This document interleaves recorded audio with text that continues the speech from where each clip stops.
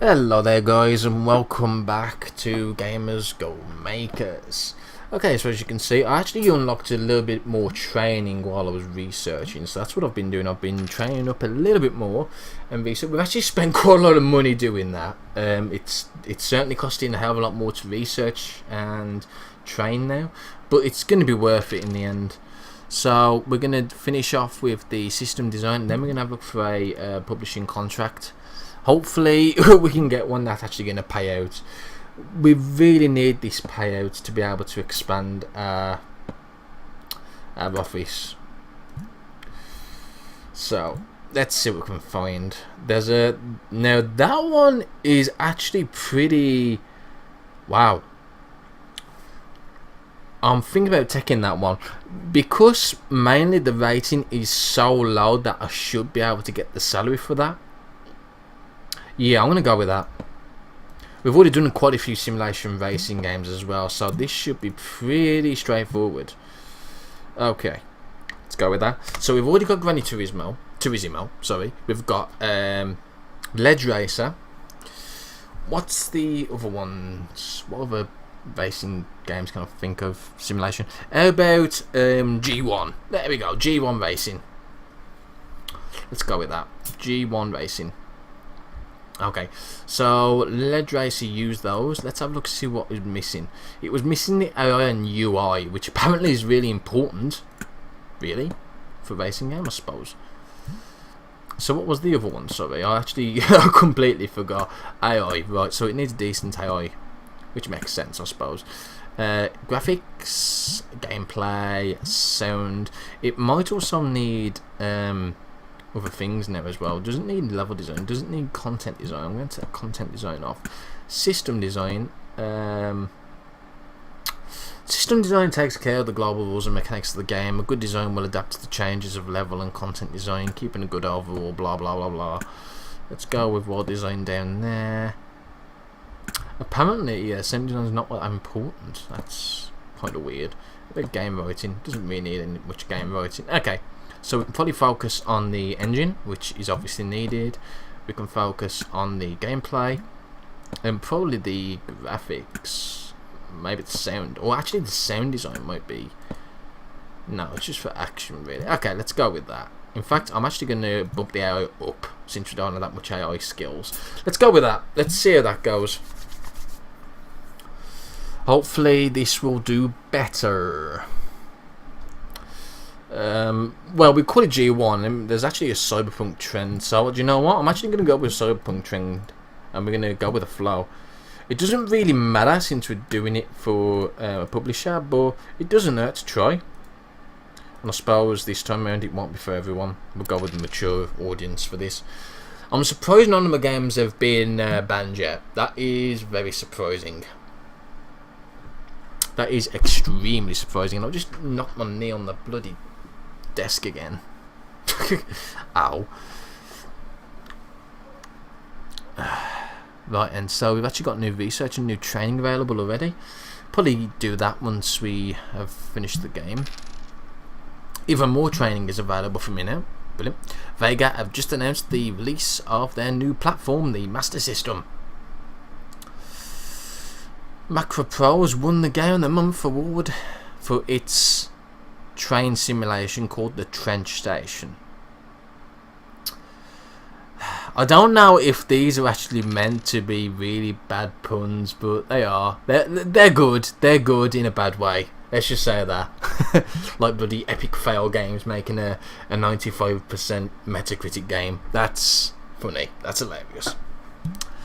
A train game called the Train Station. Oh dear. The funny thing is, some of these names are better than mine. You're not supposed to agree with me at that point, by the way. You're really not.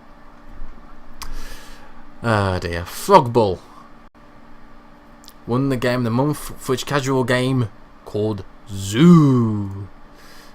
Okay, I randomised the racing wheel, so that was kind of cool, I guess. Right, let's see how well we do. We are losing money fast. It's never a good sign when that happens. I might have to release a separate game on my own just to keep the money flowing. And who knows, we might even get lucky and get that one big game that takes us off. Once we do take off, it's going to be a hell of a lot more interesting. But at the moment, we've just been scraping by. Another average simulation. Well, as long... Really? Graphics of 3.5? Fuck off. At least we met the publisher's score, which means we can now afford to do some alterations. Right, let's go with equipping a design office. I think a development office would probably be better at this point. Okay, now we can hire some developers. So this is how it works. We have a look at the highest staff. Now these are usually random. As you can see, we've actually got 2 developers here. I'm only going to get the one. I'm going to get the one that's got a better overall level. So let's get that one. Now it's 4,000 off the bat. I think that's off the bat, or is it? It might be monthly actually. So yeah, but now we got him. We now need to focus on training. Yeah, we need to try and get him up to speed. So we need to focus on him training, and also on us as well. We need to train as well. So there we go. Shouldn't take very long. I think once we've got this sorted, then it's just then a case of I would like to do some training, the art of programming. Yes, please. Yeah. So there's a bit of a difference between how this one works compared to Game Dev Tycoon, in that instead of like people wanting, like, say, set days off work, that people don't really get exhausted in this game, but there are times where they will ask to have time off rather than you selecting. You can select when they have time off, but usually it's pointless because people are usually happy to work non-stop for you for years until they actually ask for an holiday. And then they're not actually gone that long either, which is really nice. Not as long as it is on Game Dev Tycoon. So that's pretty cool. Train. Also, they can research for you as well, which is really nice. But obviously, you can't make games while you're researching and training stuff. There are some separate rooms that are dedicated to stuff like researching, like the oops, that's wrong. Like the thingy. Yeah, the thingy. Here we go again, Feng. Use your thingy term, because you can't think of anything else. Bloody thingy. And I've actually forgot what I was talking about now because of dumbass. Now, you can actually get a lab, which then the research department can actually focus on just research. And that's actually where you can create your own console. Spoiler alert! You can create your own console. That's pretty obvious anyway. You know, you are working in the games industry after all. There's going to be a time where you can start working on your own console. Anyway, I think we're pretty good now. I don't think... Whoa. That was my daughter screaming from all the way downstairs. Jesus Christ, that was loud. Okay, so let's focus on... Should we have another... We should probably... I'm going to focus on a game myself, and then we'll go over a contract. There's a strong trend for casual, except I have no idea when this trend was. It looks like it was quite a while back. But you know what, we'll do a casual anyway, because we haven't got no information about casual games just yet. So we're going to call it, let's call it Pop. Why? I don't know. Let's just call it Pop, because I said so. And what I say goes. You've got help now. You can assign up to 2 employees to each area. Now this is the other part of the game. That's kind of similar to the Game Dev Tycoon, but it's a lot more advanced. So, as you can see, we can actually assign each individual person to certain things. Now, obviously, at the moment, we've got 225. I'm working overtime at this point, and obviously, I'm not going to be very effective at it. So, obviously, I've been working at probably 300% effectiveness, which means that, you know, my games have actually been coming out a third of what could be going into it. So, bear that in mind. Now, obviously, it's going to work out a bit less now, obviously, but we're going to go with that. But at least it's going to be better in the long run. It's going to take 62 days, so it's going to take a bit longer. It's going to take even longer once we start assigning points to it, but yeah. So gameplay, graphics, sound. We're probably going to need okayish AI, but we're not going to really need much else. I wouldn't have thought. We don't need world design. Probably will need content design, maybe not actually. maybe game writing. No, maybe not. Maybe you just need decent. I don't know. Yeah, that seems right. Let's just go with that. Let's see how that works. I haven't really made that many casual games per se, so this will be interesting. Oh yeah, we can pick Conquistador. Actually, we still can. Conquistador. I'm not actually sure what kind of genre that is, or what kind of yeah, I have no idea. But it's strong. It's only 3 months old. It's going to take 3 months to make this game, roughly. So let's go with that. Can we translate? Actually, the translation cost is pretty damn cheap. So I think we'll go with that. I don't want to make it for... it's a casual game, so let's keep it for teens. Yeah, let's keep it for teens. That should be about right. There we go. This could go completely wrong. It's still called Pop. So, yeah. This might go completely wrong. But you don't know until you try. And until you try, you're not going to know. Simple as that. Aye. Now we haven't actually got the option to upgrade our rooms yet. Now, as you go further on along the 1986, Jesus Christ. Yeah, once you get further in, then you can actually start upgrading your rooms. It doesn't really do anything for most rooms, but some rooms increase the amount of employees you can have. Oh my, Power Edge just reported they were totally ripping ideas from other games, milking the cash cow and sipping Long Island teas on the beach. That's totally wrong. I only drink pina coladas on the beach. Lol. Now, the good thing about the employees, well, they can often give you advice about what to do. So, during my previous game, they actually suggested a game day where when you get to around about 86%, all the employees would have a play of the game, and then what you can do then is they'll tell you what you should probably focus on and what they like and what they don't like, and then you've got basically a last minute decision on whether you should improve this or that, which is actually a really cool idea, and it does happen. So yeah, it's a really cool idea. Now I'm just gonna keep that one. I don't know why. I'm just gonna keep it. So let's see what happens. I mean, we're pretty close to making this now. We're at 90%. We are losing money. That's obvious because we're not making any games since we actually hired our employee. But we should be okay. I'm saying should because we should. But it's early days. Okay, so not too bad. Okay, Pop. For $19, and as you can see, we can now have a campaign and TV ads, but let's just stick with magazine ads because we're not really that loaded. So yeah, Mega Beta. Atapi won the game of the year with an 84% gain, and now we have research, which we should definitely focus on. So you focus on the video, and oh, we've got a view for Pop. Let's pray it does well. Fantastic comes up with another. Yay. Yay! 33%. Fucking fantastic. We are so screwed.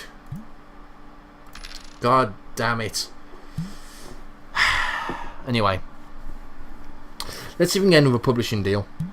We should be able to make better games for the publishers now anyway. So once we got this 3D one going, I'm going to do some training because apparently there's new training for me, so I may as well do it. I don't read that because I'm a dumbass. Okay, start using 3D graphics now. 3D graphics, welcome to the future. Thankfully, game development essentials only takes 5 days, which is good. There we go. And we've got a little bit more experience, which is something we desperately need. Now, once the advanced AI is completed and finished, which it now has, we are now going to focus on getting a publishing deal. Okay, so it's actually turn-based, 65%. It's okay, it's not particularly high. Education, 600 and thingy for that, was that? That's actually not that bad of a payout. We've got plenty of time to do it as well. Let's do that one. Let's do a We don't actually have any experience in educational games though, so this could backfire really badly. Okay, education games. Let's call it teachers handbooky thingy magic. Oh, I can't spell it. Okay, handbooky thingy. Yeah, we'll do that. 3D, yes please, we'll do it in 3D. Why not? It's gonna take a bit longer, I think. Yeah. Now, as you can see, this is it's actually automatically gives you. It's actually automatically put it in separate things. Now, this is what I don't like this particular UI for. To reassign people, you have to double click. Now, that's okay, yeah, but then to reassign people, you have to kind of drag. Now, as you can see, it works okay to some degree, but for some reason on this particular section here, you can't drag people onto it. Now watch, you can't actually drag things onto the second section, which is really weird. Now it might be because it's developing a game developer and doesn't have much experience in that, but it's weird because you can't do it with the other people as well that should be able to do that kind of stuff. So it's weird. It's not a game breaking bug, but it's certainly an annoyance. Okay, so let's focus on, well, gameplay would be helpful. AI needs to be decent. I suppose the UI needs to be semi-decent as well. We probably don't need that much game writing. We probably don't need that much sound design or world design or system design for that matter. Content design, level design, UI, sound graphics, and engine. Gameplay, AI. I suppose script. Nah, I don't need scripting. That's fine. Let's go with that and let's just see how that goes. We might have completely fucked it up by doing that, but let's see. It was quite a low requirement anyway, so it's no big deal. What should we do it about? Let's do about hacking. Yeah, let's do an educational about hacking. No, let's do about the Roman Empire. Story budget. Let's go for 5k. Translation costs. Oh yeah, the publisher will take care of that. It needs to be for everyone. So yeah, let's keep it at that. People seem to want more. Last time I did an educational game, people wanted more violence, which is really, why the fuck would you want more violence in an educational game? I suppose if it's Roman empires and stuff like that, yeah, but when it's about people and animals, do you really want to see animals scrapping at each other? I suppose that'd be fun as well, I guess, but you get my drift. Some educational games just don't need that kind of thing, so you know, it's, I don't know, weird. Extremely weird. Pop is doing absolutely terrible. It hasn't even made 1,000 units yet. In fact, it's just about to make 1,000 units. That is not really making us money at all. In fact, that's probably lost us money, if anything. Which was a shame. Because the idea of that one was to actually give us a little bit of trickling income. Which didn't happen. Oh dear. It's not looking good for us, I'll tell you what, it's not looking good for us at all. Starting off really slow, we're dragging along, we're getting to the point now where we might not be able to keep up with the times. See, look at this, they need more violence apparently for the pop. Weird. So weird. Mind you, it was a casual game with it, so I suppose, yeah, I suppose. Teacher's handbooky thingy. Yeah, with a bomb on it, let's do that. Play this game to watch your head explode of all the information that it's gonna give you. Yeah, because people will buy that game, won't they? Well done, you've gained some reputation in PC. Good. good. I'm a PC enthusiast. That'll stay like that for quite a while now. Until we can unlock a multi-platforming gaming making. Fantastic comes up with another not half bad education game that is gonna pass the What was wrong with that? Music? Repetitive and monotonous. Really? 25% of the fee. I suppose it's enough. At least we can train and research more now. Game developer. Oh, did I pick game developer? Game designer. I picked game developer then, didn't I? I'm a dumbass. Some training, you can choose one or the other. so you need to be careful. This one's obviously a game developer, so we've got 2 game developers rather than a game designer and game developer, which is kind of annoying, but it does give you a lot of stats, which is really nice to get. So yeah, we'll keep with that. I think once we get access, once we actually finish another contract, we'll get access to the design office and hire someone. But until then, we can't really do that. And we still need to wait. Yeah, it's going to take just over a month to research this, as you can see. This game would be so much better with a fast forward option. It really would. Devs, please put a fast forward option, especially for when you get to the AAA titles. It's so monotonous at the moment. Yeah, 15 everything. That is pretty damn sweet. That is pretty sweet indeed. Okay, so that's done. Let's see if we can find a decent. Oh, actually, we've got research here. One's going to take 10 days. One's going to take 20 days. Okay, let's do that. There we go. I think I'm going to stick a cut in here as well. So I'll see you next time, guys.